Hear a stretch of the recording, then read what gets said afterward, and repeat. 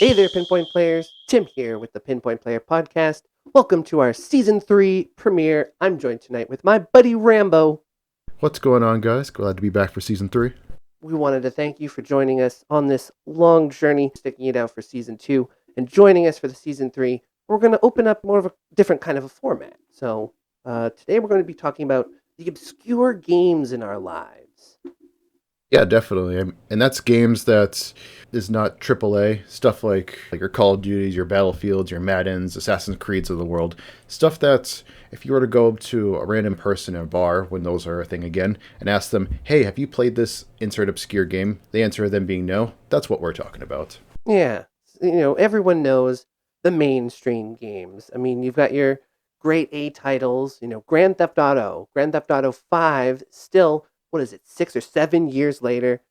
Actually, it's crazy. I think it's if it reaches this September without a sequel, and it will, it'll be 8 years. 8 years still Yeah, on Grand Theft Auto 5, but a very mainstream game. It's been sold not only on the PlayStation 3, the PlayStation 4, but I think it's going to be now ported. it's going to be re-release on the PS5. So I think that's the first time that the same game will cover 3 generations. Now I know people are going to say, "Well, what about remakes, whatever?" But I'm talking about the same base game, same multiplayer, same transactions across 3 systems and the PC. Yeah, it's crazy. They could have been working all of this time on something a little bit more creative. Everyone can go to the bar and talk about Grand Theft Auto 5 and all of the different mods, but you're not going to hear someone walk into the bar and say, "Hey, have you played Freedom Fighters recently? That's a game that I really enjoyed, the early 2000s." Oh, tell me about that because I'd never actually heard of that game. Oh, Freedom Fighters was this really cool concept, this alternate timeline where the Soviet Union created the atom bomb first and dropped it in Berlin to stop the Second World War. And in the early 2000s, they do a sneak attack on the city of New York. And you started this player, Christopher Stone, who's this plumber turned vigilante, leader to go under into the sewers and start this resistance movement against the invaders. They do the transitions between missions through the Soviet Union's media controlled, kind of news reporter going back and forth.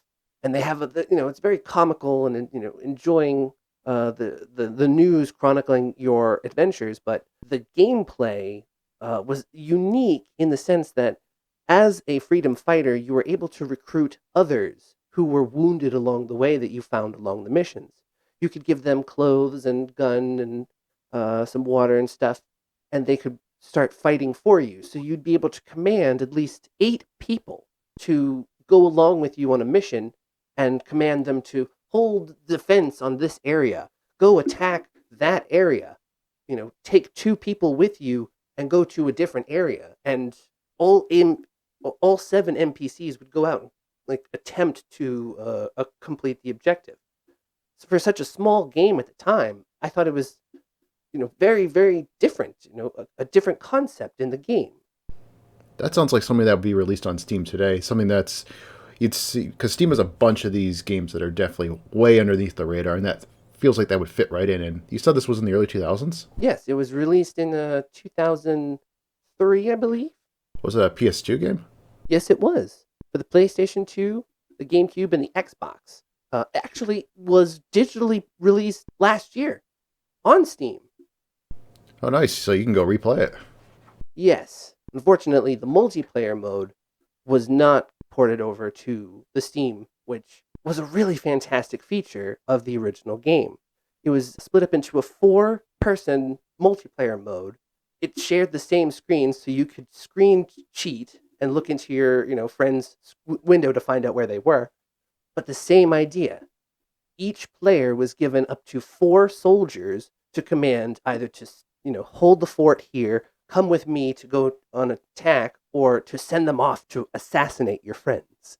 Oh, that sounds fun and very unique for its time because we've talked about this in our indie episode, but develop a game from start to finish on the consoles during that era before Steam came along and Xbox Live Arcade came along, it was very difficult. You had to pay for the developer kit, there was advertising, it was a whole big shebang, and with all those tools in place, it still might fail anyway. It was very cutthroat, especially during that time. And it's kind of cool that you have this developer, whoever they are, go from the beginning to the end and succeed on this and create this really oddity of a product in terms of the story, the gameplay, and the way you describe it kind of reminds me a little bit of Hotline Miami. I'm not saying in a gameplay perspective, but in a, in that gameplay, it's an alternate history where the U.S.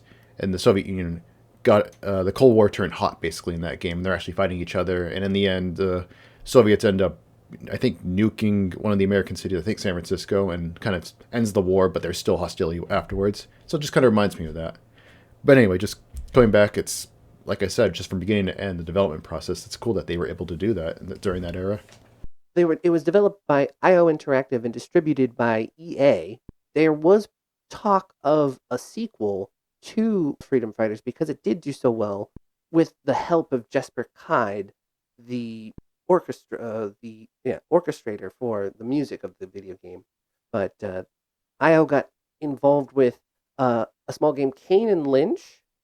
Oh yeah, I remember that game, and they had a sequel too. Never played them, but I always knew about them, or roughly about their cult-like status. Well, that game did a lot better than Freedom Fighters, so EA decided to go with the better winning game. Thus, why I'd like to talk about in today's episode, a more mainstream game stopped the development of a very interesting, unique game before it. I still remember it. I'm glad that it's out on Steam, and it's the single player campaign, so you'd be able to command all 8 soldiers, which is the most powerful feeling in the world. But the multiplayer and the campaign with your friends, sitting in a room, strategizing in your little small corner, but being able to see into the windows of your friends, it's an experience that I want to share with others, but it seems that the technology isn't catching up. Yeah, no, I definitely. I makes you wish that the developers, publisher, whomever, could release an update to Freedom Fighters. It's like a Steam Workshop thing, and if people want to create like a multiplayer mod to have, so that way they can play with their friends in the same way that you did back in the early 2000s, it'd be cool to be given that kind of tools, that kind of access. I mean, a lot of games do that now. I'm not sure how it goes with retrofitting old games to do something like that, but they'll initially release it as single player, and then they'll release a multiplayer mod, and people can slice and dice to their heart's content. I'm actually really impressed with how far game modders can go with source material. I don't know if you've seen on YouTube recently, but someone has modded Goldeneye with the Mario characters. I didn't see that, but I did see a really impressive Goldeneye mod where somebody took Goldeneye, released the port on PC. Like it wasn't originally made for PC, though. But they found a way to have it so that way you can play it on PC, but they found a way to make it so that way you can use your mouse and keyboard playing Goldeneye as if it was a PC game. Because you go back and play Goldeneye now these days, it's like, sure, it's fun for nostalgia, right? But it's tough because of the N64 controller and the really shitty graphics on a 1080 or a 4K TV for that matter. And I was playing it during Christmas, and I was playing Goldeneye, and I'm on the first level, the dam level, and I'm trying to zoom in and take out some guys on these top of the towers, but I'm not joking. It was so blurry and so difficult. It doesn't matter if you're sitting an inch away from the TV or 10 feet away from the TV. It was just really hard to see them. Like, I can't stress how difficult that stuff was, but I somehow was able to beat the first level on Double O Agent, and then I attempted the second level, and all the tricks I remember as a kid just didn't work. I am so rusty, but yeah, the modders found a way to basically make Goldeneye kind of the definitive edition, where they upped the resolution and they made it a mouse and keyboard type game, and it was awesome. That's awesome. I mean, I've also, seen videos on YouTube similar to what you're describing. And just for the Pinpoint players to know, when you were referring to the first episode, the first mission in GoldenEye as the dam mission, you weren't speaking like out of frustration. It's actually called the dam mission. You do mission on a dam. Yeah, it's that part. It's that part in the movie where it's like if the first part of the movie had a kind of a A backstory. yeah, backstory. Like, so the first part in the movie Goldeneye, where he, I think, he bungee jumps off the dam. So yeah, this is like the first level is like the 15 minutes beforehand, which is kind of cool that the game did that to kind of make it seem like enhancing the movie without us realizing it until years later. Yeah, kind of creating that element of like he worked really hard to get where he was in the movie. Uh, Although I do like the idea that if you go into that part and you're shooting everybody up, making a shit ton of noise, shooting your Kalashnikov, and it's like, yes, I made it to the edge of the dam and I jumped in, and luckily nobody below heard me. Man, I'm good. yeah, super stealth spy. Everyone who could have heard what I did is dead. It is 100% stealth if nobody's there to report it. Yes, but Goldeneye was a pretty interesting game at the time too because it was a movie game and it was actually released 2 years after Goldeneye the film hit theaters, which was very upsetting to the producers on Goldeneye because they wanted it to sync up. They were like, "Well, who's going to remember the movie when the game comes out?" Oh, please. Plenty of people. I mean, we all remember this. We're like, what, 30? No, not 30. We're like 25 years later from this, and we still remember. There's still a legacy to it. It's a shame the remake kind of sucked and was just a Call of Duty clone. But the first game for the N64, no, that lives on in our hearts. But yeah, that was another. I'll admit, it was kind of mainstream because it got a lot of press, PR, because it's the game movie. But it was obscure in the idea. Yeah, like a movie tying game, because I think that was a very new concept back then. Yeah. I it actually speaks to its obscurity, the fact that mods for it exist in such a variety of playable ways. For example, the ones that you found, the HD reboot to make sure that when you're trying to sniper the guys in the tower, the resolution is at par to what we're used to now. It has grown with us, even though it is 25 years old essentially, and it shouldn't be that way. But we bring it out from obscurity into today's world, and we make it the way it should be today. And that's just it. The legacy of it ensures that it survives the ages with these mods. And although it might have been obscure at the time, we love it for its, at the time obscurity now. Today, now it's more of a. I can't say it's mainstream because for millennials, it's just something we grew up with. Goldeneye is Goldeneye, but for anybody younger, I don't want to generalize too much, but I feel like the legacy, the effects just aren't going to be there, and so in that sense, it then becomes obscure all over again. Yeah, the sense that you said, the legacy of it made me realize that. Were you ever a part of Twitch plays Pokemon when that hit? Oh man, so I was not watching it religiously, but I was always keeping it up randomly. Like, yeah, random gaming websites would say like, "Hey, they defeated the first gym member. Hey, they defeated the third gym member," and they're like, and then I saw "Hey, they beat the entire game." I'm like, "Oh my god!" The entire time I'm thinking, someone's gonna mess this up. There's no way they're gonna get through it. Everyone's gonna work against them, but by God, they did it somehow, and good for them. But it is amazing how they did that too. They created a system of democracy. They were able to control votes in a sense that what played out was kind of this legacy, this historical retelling of how crazy and chaotic it all was. The fact that we're kind of creating this legacy for GoldenEye, one of the greatest multiplayer games of all time. Interesting, parallel.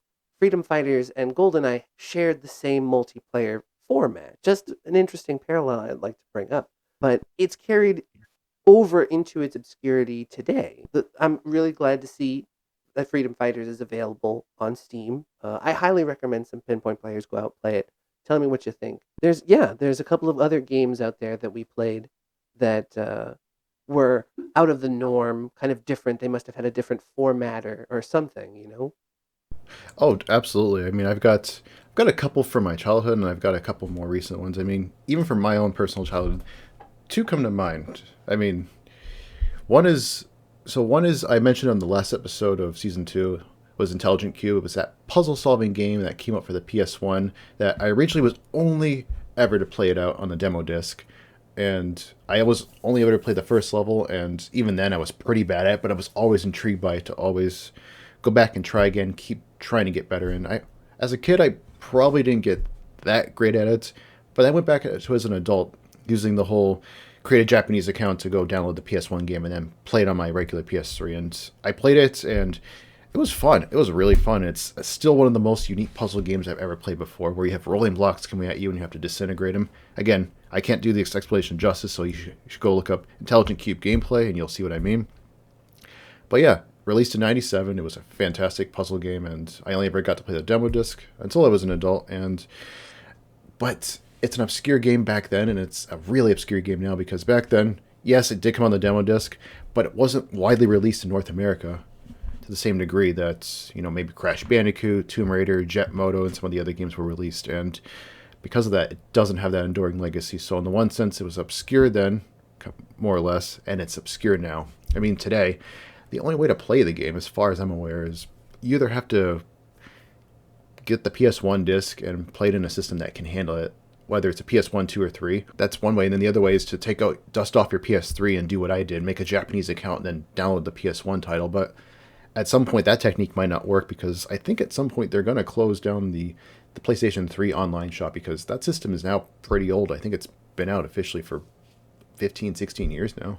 Yeah, it does sound like it's in its last heyday. Older systems do tend to just become sort of a financial burden to a lot of companies. Not only Sony, but Nintendo. Nintendo as well is pretty notorious for closing its accounts. I'm pretty sure that the Wii is not going to have playable accounts pretty soon, just because of its age as well. There's a lot of old online features for the GameCube that have since gone extinct. Oh yeah, that's the thing. It's at some point there's a it's it was bad when I won't say it was bad, but it felt a little bit bittersweet when a system in your living room was replaced by its new one. You had your PS1 to PS2, but it didn't feel as bad there because your PS2 could play PS1 games.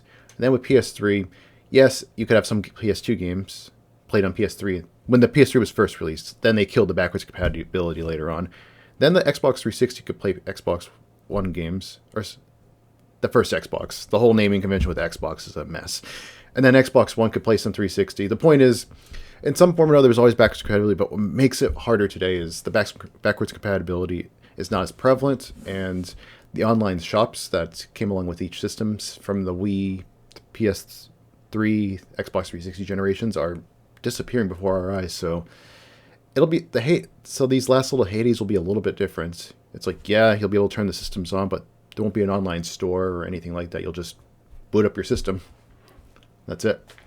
And I hope that one day there isn't like a kind of like a small kill switch that every company has sort of put into their devices after like 50 years or something. It's just like, oh no, and now you can't play GameCube anymore because power generator doesn't work with updated technology, and we're not interested in fixing back. Oh no, we've advanced, and My fear is I hope something like that does not happen or hasn't happened.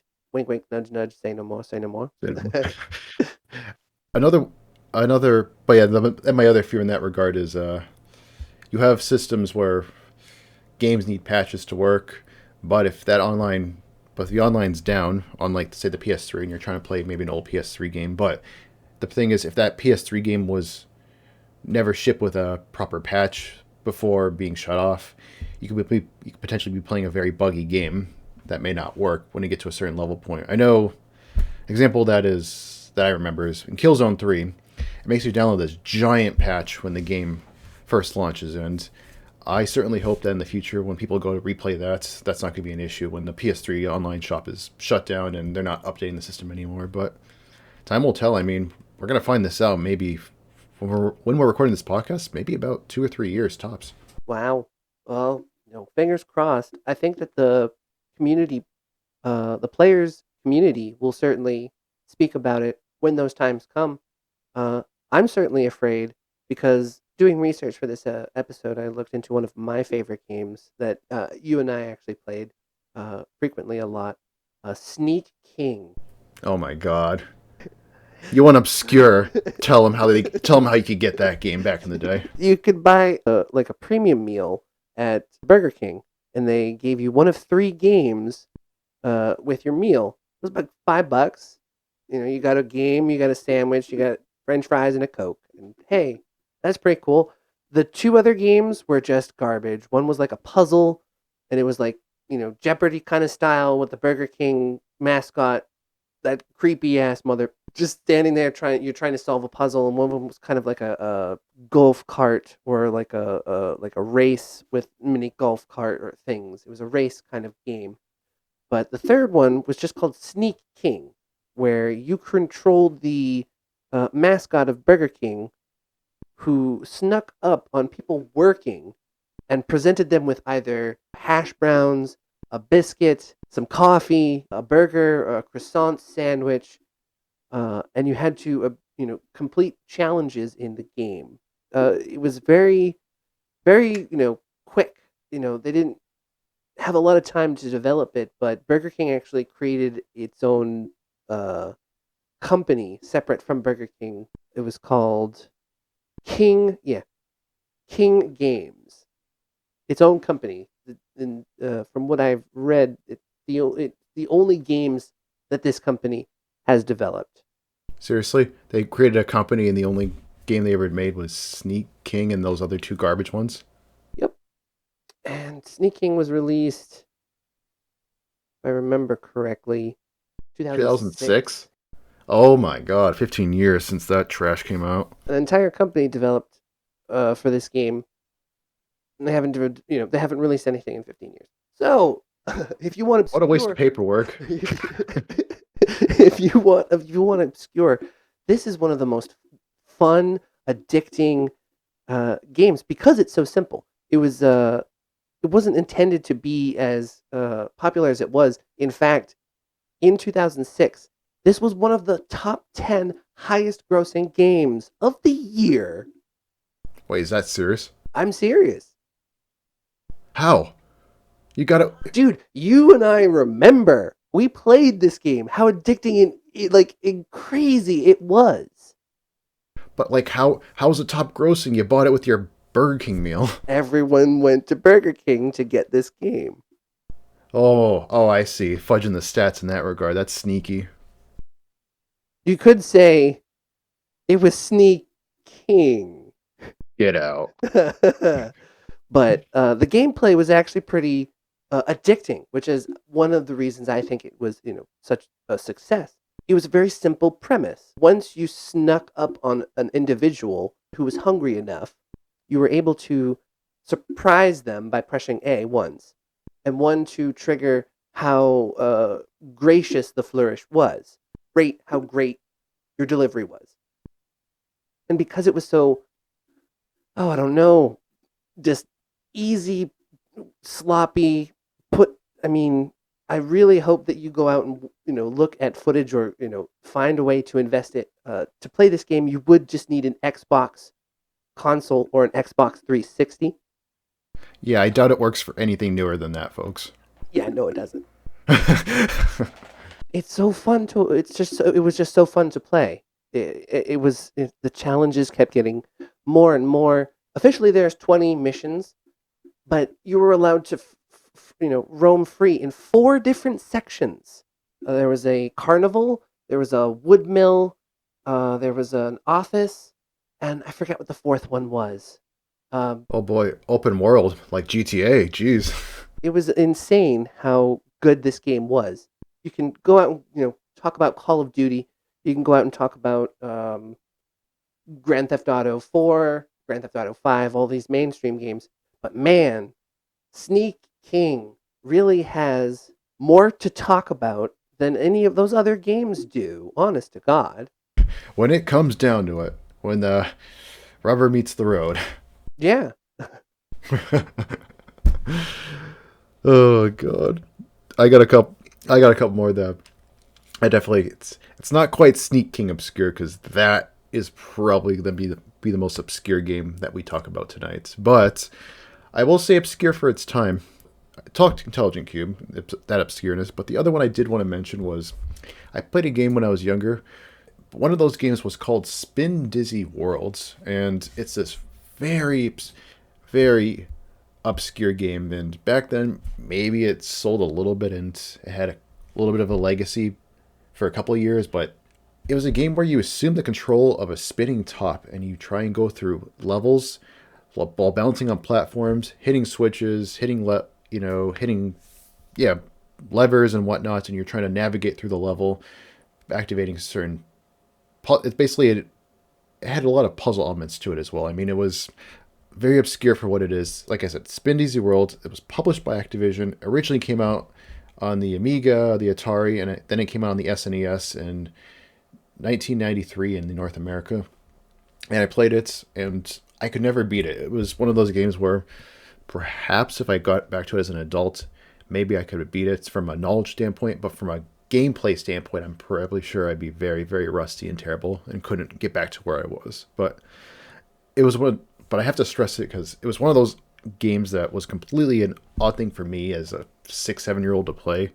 But I was just fascinated with it in terms of the colors at the time, the graphics at the time, and the gameplay being so different from all the other games I played at the time. Because remember, I played stuff like Chrono Trigger, played Mario, I played Pilot Wings, played a couple fighting games like Street Fighter, but this was completely different from anything that we've played before. Yeah. There's a simple thing that I kind of noticed amongst all of these obscure games, and it's kind of its simplicity.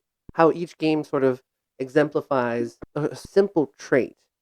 I don't remember how I heard Gordon Ramsay say this, but when he was talking about creating a dish for a restaurant, it was always best to simplify it. When you know you're good at cooking fish, cook fish the best.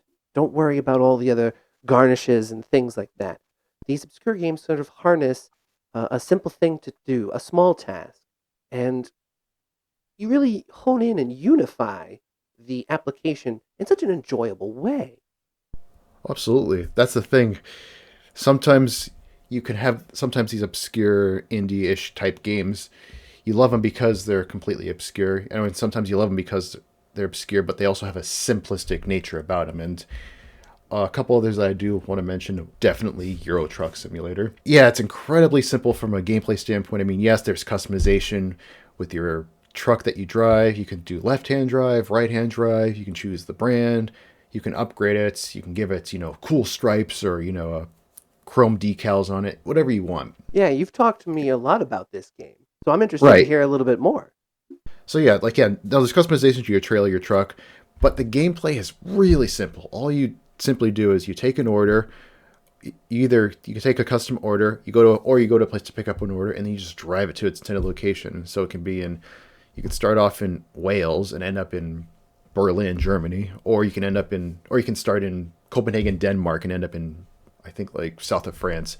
Point was, it's incredibly simple. I mean, the roads, the graphics, they're all simple. Like, you're driving on the highway most of the time.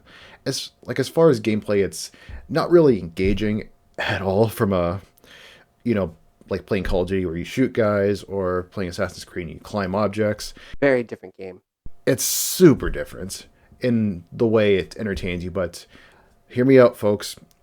Find your favorite podcast and just put that on your computer on one screen, go into the game, mute any of the music in the game, and just it's a very cathartic experience listening to a podcast while you're driving through fake Europe or fake America if you guys want to play American Truck Simulator. Point is, it's just very cathartic in a way that's fun to explain, really, that I can't really explain, give it too much justice, but it's interesting. Yeah. I kind of also resonate with that. My family has a summer cabin up in Maine, and driving up there from Massachusetts, we would listen to the radio. We would have different kinds of games to keep our mind active, but looking out at just the wilderness kind of becoming more, thicker, going from this urban Massachusetts to the coast of Portsmouth, not Portsmouth. Yeah, no, Portsmouth. Crossing the bridge and just thickness and wilderness. It was this, very relaxing kind of sensibility. My brother actually is a trucker, and he did cross country for a while, and then he got a pretty sweet gig here in Massachusetts, and he's I believe listening to the podcast. So I just want to shout out to JT. Hey, big bro. Shout out to JT. Yeah, Euro Truck Simulator kind of gives you that experience that my brother has talked to me a lot about. One of his one of the most interesting things, he actually did a YouTube series for a while chronicling his traveling. I think it was in Oklahoma, and he was going to the Rockies. He was going through Colorado, and he got us a dash cam from Christmas and put a small montage together. It was the most beautiful thing in the world. And at first, he described how it was a little bit intimidating, kind of leaving Massachusetts and going broadening the horizons to the rest of the country. And I kind of just reminded him that the country is sort of our home, a sense. The sensibilities of Massachusetts is something that we bring with us when we travel, and he shouldn't be worried about meeting others along the way. And I'm glad that that sort of sense of comfort, yeah, the way that you're describing it, the way that Euro Truck Simulator plays, there's this sort of sense of calm about it. You're just able to tune out to this very simple thing. Yeah, and soon the miles clock along, and you reach your destination, and hopefully you've been listening to the Pinpoint Players while you play the game. Hopefully you'll be inspiring future folks to do that one in the future. But in the case of this, yeah, no, it's given the last year, unless you've been living on a rock, everybody knows what's going on with the pandemic, and so everybody needs that little moment of calm, whatever it might be, whether it's, I don't know, going on a walk or going on a hike, or even if you can't go outside because of, the world the way it is, or maybe it's bad weather out. If you want to do something as cathartic and relaxing as this is also now an option. So speaking of things that are very relaxing, there's actually another game that I think that we should discuss, Thief Simulator, because it's a very Yep. relaxing, cathartic game. Oh, very much so, and that's the thing. This is the game that kind of inspired this episode. I mean, for folks who aren't familiar, Thief Simulator is a game where you assume a character that's just got released from prison recently, and you get a phone call from some random mobster guy. The story's pretty thin, but he tells you that to earn your freedom, basically, Yeah, the story's you not have to important. The story's not important with this game. yeah, turn your freedom. You have to basically steal specific stuff from specific houses, but you have the entire, three, maybe four neighborhoods now. I haven't played the game in a little while, but I think in the beginning it was two neighborhoods, and maybe now it's three. But the idea is that you have these neighborhoods to kind of, do with what you want, with what you wish, because each neighborhood I think had something like 10 to 20 houses. I actually haven't been able to advance into the other neighborhoods, but yeah, there's a lot of different houses.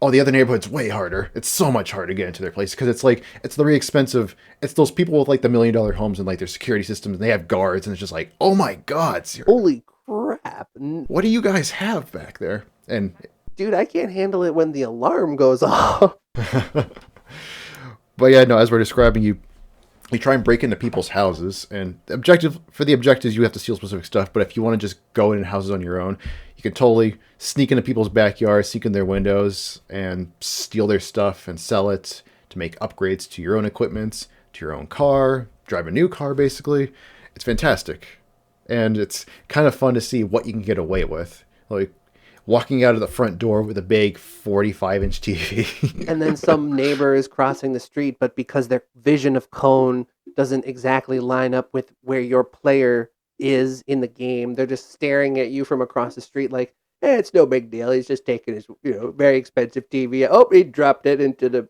stranger's car, and now he's driving away with it. But that's just normal. Oh yeah, and when a car's coming down the way, you just ditch the TV in the middle of the road and then just go find a hiding spot. The car keeps driving, just a normal thing, a flat screen TV in the middle of the road. Oh, just another normal thing. You get the idea. The basically ditching your loot temporarily to go pick it up. Oh yeah, that's totally normal. And then the cops. God, the cops, the AI are so stupid. That's the thing. It's terrible. Like the AI when they're trying to catch you is terrible. You can hide in the house in a cabinet, and the cops will seriously just stare at the cabinet for like 30 seconds. And because the AI can't recognize like objects, your player object behind, a hiding object, they know where your character is, but they can't find him. And because they can't find him, they can't initiate like arrest protocol. So they're like standing out there waiting to arrest you, but thinking, man, the guy's not here. Where could he be? I guess he just got away. Oh, yeah. Several times that I've played it, whenever I've broken into the window or didn't deactivate the alarm and triggered something like that, I'd always run away. And as long as I ran away far enough, the police would respond to the call and they'd just be like, well, that guy, he ran away, but he's not in the area. So, Well, we just have to pack this one up, boys. Well, let's go home. Which, and then the other funny thing is, I'm not sure if that happened now, but in the early days of the game, when it came out, maybe a month or two in. So yeah, we talked about how the AI is dumb. The cops would straight up drive in the middle of just the lawns. They would drive in the parks, like just to try and catch you. It's kind of imagine GTA where the cops will do anything to catch you. It's kind of the same thing here. They'll just drive in the most obscure places just to try and catch you, and it's hilarious. But it's all the more hilarious when you hide in the dumpster, and it's like what Tim was talking about with the cone of vision. It's like you're just outside their cone of vision, so you can just go in the dumpster and just stay there indefinitely. Even though in real life, you like to think people can see more than 15 feet in front of them, but not in this game. yeah, no, no. If they see you go into the dumpster, they can't, like, go and investigate the dumpster. They're just like, nope, I don't see him, so there's no reason to be here, but I sense that he is here. For some reason, I know he's here, but he's not. I just don't have a warrant to open this dumpster up. We just got to pack it up, boys. Oh my god, yeah. I loved that game so much, but it was so different. A mainstream game or a mainstream publisher for a video game wouldn't look at Thief Simulator and say, "This is a great idea." There'd be so many red flags. Like, hold on a sec. You want to teach people to break into people's houses? This is not a good game at all. No, I'm not gonna make money. Like, absolutely not. But it's such an interesting game. Like, it you're able to live out, a fantasy of what it would be like because the game is actually very intense. Like, Oh yeah, when the police are chasing you down and like the alarm's going off and you've got like 30 seconds to hide and you're like, oh crap, where do I go? yeah, it does create that heightened sense of fight or flight, and it's actually very interesting how people respond to playing a game like that. Innovative games, like that, should be, taken a second thought. I think that independent publishers have more of an advantage in the market, considering that they're willing to take more risks. And I think that that should kind of become more mainstream. I'm actually very happy that games like that are independent and sort of niche in a sense because they're more enjoyable to play that way. Yes, things like this should have to become more mainstream. I don't think there'll be a game in the same kind of well-known, sphere of influence like a Call of Duty that's going to be a thief simulator that's going to go mainstream. But if some of these obscure indie, whatever types of games you want to call them, can at least inject a couple features into the mainstream, that would help things a little bit feel fresh and not so stale. Because it's like, could we go and back to the original point I wanted to just get across this whole thing is, could we go play AAA games and have fun? Sure, but I feel like lately, personally, I have more fun playing these obscure games and going to play these AAA games. It's not to say they can't be fun. It's like a blockbuster Hollywood movie. Sure, it could be fantastic story, it could be entertaining, but sometimes every now and then you like to browse the obscure stuff on Netflix or whatever streaming place and just see what they got. And this is no exception. Thief Simulator definitely has its flaws, as we discussed with the AI, but it is such a fun concept, and I hope they make a sequel. Yeah, that would be interesting. I'd like to see that too because there are a lot of parallels in filmmaking in that sense because you do get just tired of the stale old. I hate to use the term, but it is becoming more of a Mickey Mouse kind of generic film just coming out every year, with all the safeties that, it needs to be a blockbuster and it needs to have a certain cast and it needs to have a certain kind of panache. You need to use a certain amount of CGI and it needs to be a blockbuster. And you kind of overlook where creative filmmakers are going today. there's a lot of content on YouTube. There's a lot of people out there who are developing the craft, which Hollywood or the mainstream or whatever you want to call it, they just sort of frown upon. They just, it's not the same type. You're not being a filmmaker. You're, creating a disservice. Highly contrast to what I believe. I believe that these content creators are actually innovators for this. The world has entered a new era, and we're adapting to survive. I feel like what we're doing for this podcast is also kind of similar. We wanted to use this medium to keep people informed about things that we experienced. We wanted to share that with others, and podcasting sort of is that perfect medium to do. Yeah. No, absolutely. And we're happy that we could do this. We're happy that we're kind of given the opportunity to do this with the platforms we're on and the ways we can reach folks. And so thank you all for tuning in and sticking with us. This has been our season 3, episode 1, obscure games and obscure gaming. If you wanted to follow along with us on Instagram, you can find us at Pinpoint Players. If you would like to send us an email, you can reach us pinpointplayers@gmail.com. We also put all our episodes on YouTube, including a lot of non-podcast exclusive content. We opened up some Yu-Gi-Oh stuff somewhat recently ago. We talked about the whole GameStop Robinhood fiasco, and we plan to put other types of that content on the YouTube channel. So if you want to check us out there, definitely go check us out there. Absolutely, and leave us some feedback. We love hearing from you.